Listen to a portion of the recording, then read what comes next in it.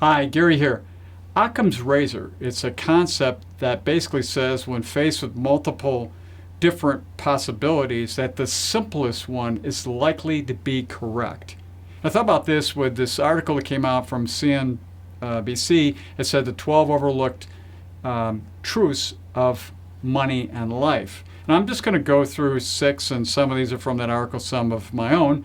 And the first one is presidential elections have a major effect on the markets. That is not generally true when we look at history of presidential elections going back to World War II, that the majority of the time that has not had an effect. And that's important to keep in context. Number two, I don't know. Answering that question, when you don't know something, it opens you up to then to see what out there affects this decision you're making about your money, rather than saying, I absolutely know what's going on. It's something that's very important. And it kind of leads into another one about the inverse relationship between experience and humility. And the thing is, as we gain more and more experience, we think that we actually know more, and we actually find out we know less, and leads to greater humility, recognizing, I don't know that. This stuff changes every day. Next one.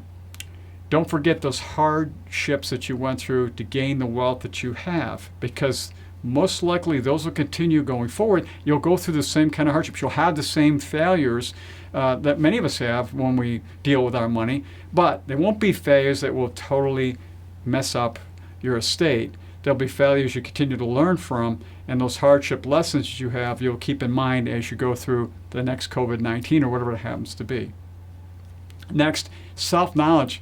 It's overrated.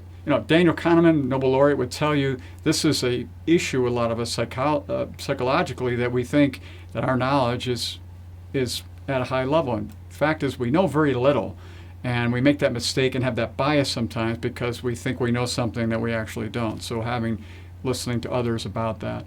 And then finally, really my favorite one, the one I think really makes a big difference in life, is passion is more powerful than profit motive.